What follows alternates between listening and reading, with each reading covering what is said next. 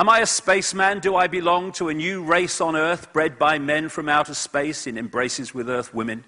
I request my right and privilege to have such thoughts and ask such questions without being threatened to be jailed by any administrative agency of society. In the face of a rigid, doctrinaire, self-appointed, ready-to-kill hierarchy of scientific censorship, it appears foolish to publish such thoughts. Anyone malignant enough could do anything with them. Still, the right to be wrong has to be maintained. Massive basic human right, the right to be wrong. We should not fear to enter a forest because there are wildcats around in the trees. We should not yield our right to well-controlled speculation. It is certain questions entailed in such speculation which administrators of established knowledge fear.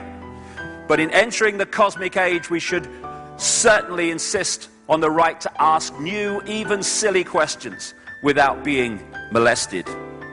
And I demand that right for myself, and no men in dark suits or uniforms are going to deny me that, for I am consciousness, not some clone of some idiotic, brain-dead system that seeks to tell me who I am, and what I can and cannot do with my own mind.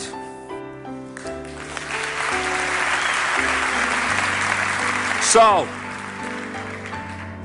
when we open our minds, or go beyond that even, then we start to see reality in a different way. This is a wonderful quote. You were born an original, don't die a copy.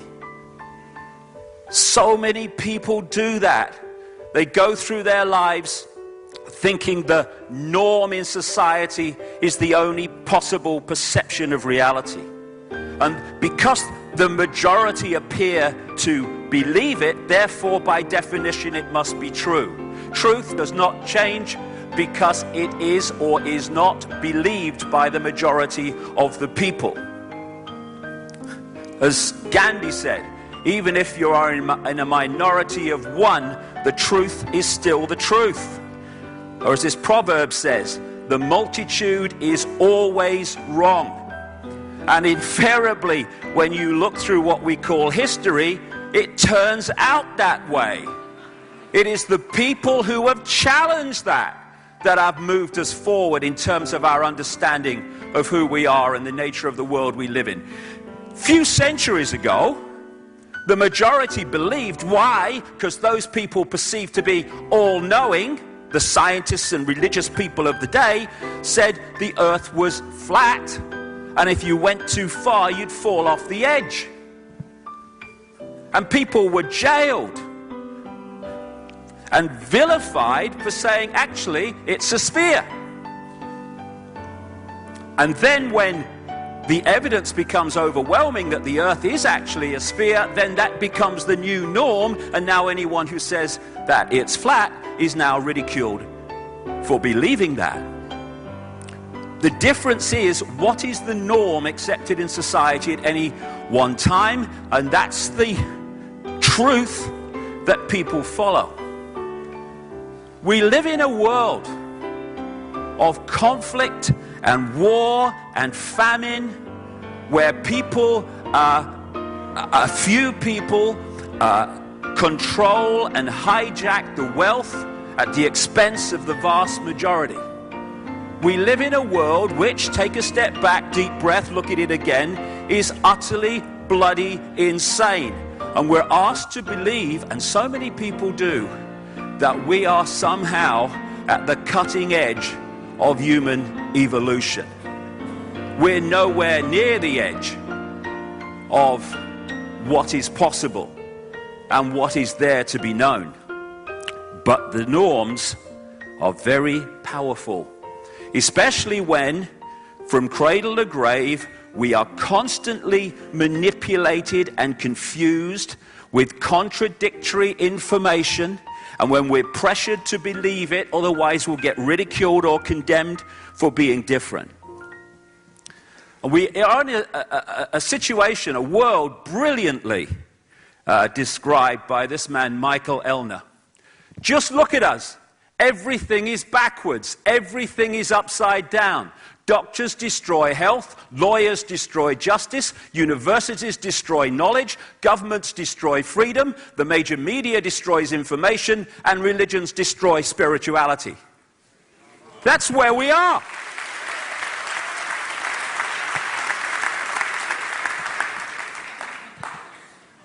So we live in an upside-down world.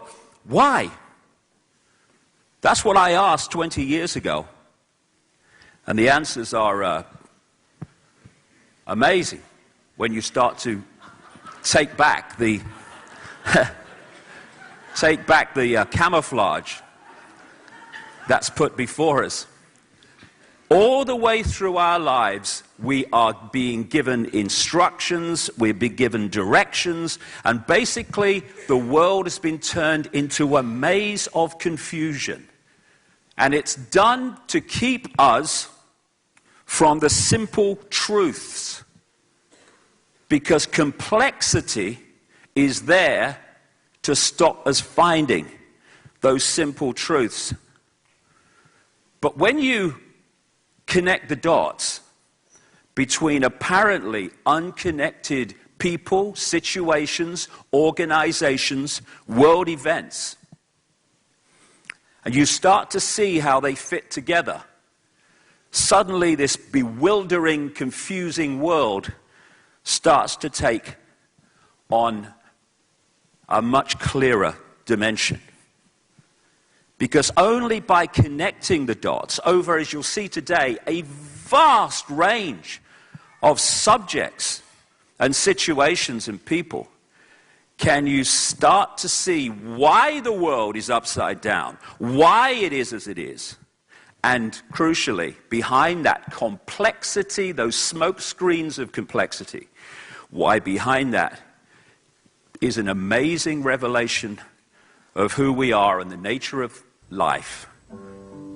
When we start to realize that far from being Ethel Jones or Billy Smith, we are all that is, has been, and ever will be. That is the difference between who we are and who we are manipulated to believe we are. And when you connect those dots more and more, and it's like putting a jigsaw puzzle together. It is putting a jigsaw puzzle together. When I first started doing it, what I was looking for was those straight bits that make up the frame. And in terms of what I'm doing, that was understanding the structure through which a few can control the many. And then as you keep putting more, at the start, it's like, where the bloody hell does this go? What's this? Oh my God, it's so confusing. The more you put the pieces together and the picture appears, the quicker you can put the pieces in, because you start to see what the game is. And the elephant in the living room is that there are two streams of reality going on together. One is a secret agenda to create a global fascist centralized dictatorship to dictate to and control on every level every man, woman, and child on the planet. Going alongside that is what I call the movie. That's the version of the world that we are given through the mainstream media, through what we call education. And that is to explain away the changes going on, which are actually the agenda coming in a coordinated way, but the movie's there to explain them away in an uncoordinated fashion, so we don't see where it's really going. Those days for so many people are now over, because we can see where it's going, where it wants to go. And key to everything, and that's what I'm really going to concentrate on in the first half, or first third, 3 sections today. The key to everything else in this global conspiracy is to put humanity into a false identity, a false belief in who we are.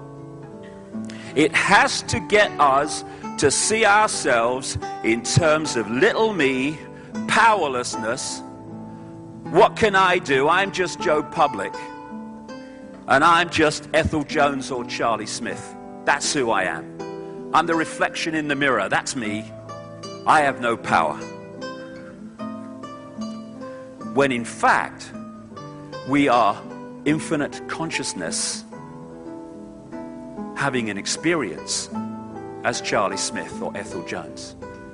But what the manipulation has to do to put us in the box of mass control is to persuade us that we are the experience.